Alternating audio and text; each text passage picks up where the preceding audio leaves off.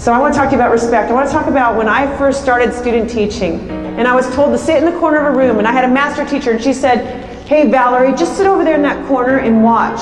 So I sat down by her desk, and I perched myself in the corner there, right by where the kids are walking through the door of the classroom. There all of a sudden I couldn't believe my eyes, because this student that I knew of for the last 10 years walks through the door, David. See, when he was 7, his mom and dad were having marital problems, and his dad had an alcohol and drug problem. And his dad took David to Buena Park Motel. I grew up in Buena Park. Doused him with gasoline and set fire to him. And as I watched these kids walk in the door, in walked George. He was a big, burly football player guy, really cool, moved kind of slow. And kids thought it was funny to pick on him. I don't know why. Duh, George, duh, George. And they're like mumbling. And George didn't say a word. He just walked with his head down and sat down. I thought, it's obviously really bugging him. And then this really gorgeous girl walked in the room. She walks in, and all of a sudden I noticed the guys in the class, and they noticed her. They knew she was pretty, okay? You know pretty when you see pretty. But they thought because she was pretty, she could take it. So they were like messing with her, doing this like coughing out slut. And that girl that they thought they could make fun of because she was pretty and could take it and popular and all the guys liked her. And she got to know me one day. She sat at my desk after everyone left, and she just started to cry, saying, "Miss Erb, I have to tell you something. Here's this junior retelling me a story about her dad raping her at gunpoint multiple times in her childhood." And he walks in and he looks different from anybody. And no one made fun of David. No one made fun of David. David had great respect from people. And it was because people knew he had been through so much. And they're like, "Dang, that would stink to have your dad take you, douse you with gasoline, and set fire to you. Nobody wants that."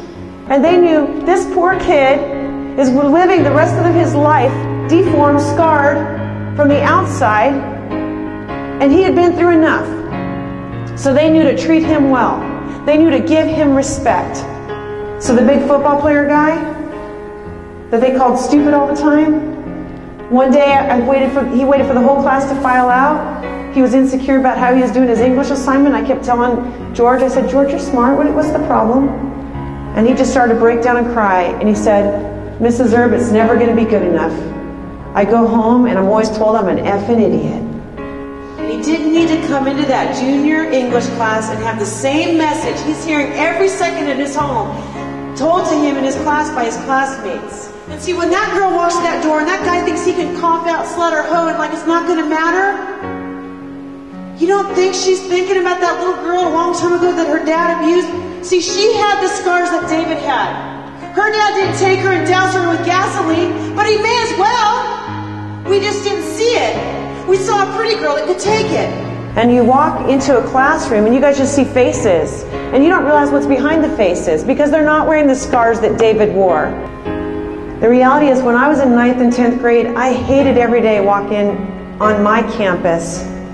People not knowing that I went home to a physically and verbally abusive mother, that I went home to a home where my dad abandoned me, that I escaped into drugs trying to escape pain and then ended up raped and called slut and hoe on my campus.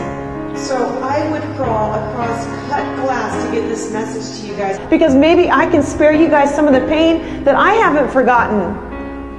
Because you're worth it. And if no one's told you that, we will fight for you. You're worth it.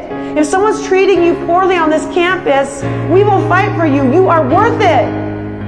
And dang it, if you go home and someone doesn't tell you you're worth it, it makes me angry.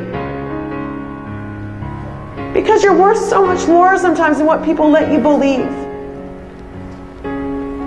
And I will fight for you. To the point of exhaustion, I would fight for you guys. Because I wish someone would have fought for me. You're worth it.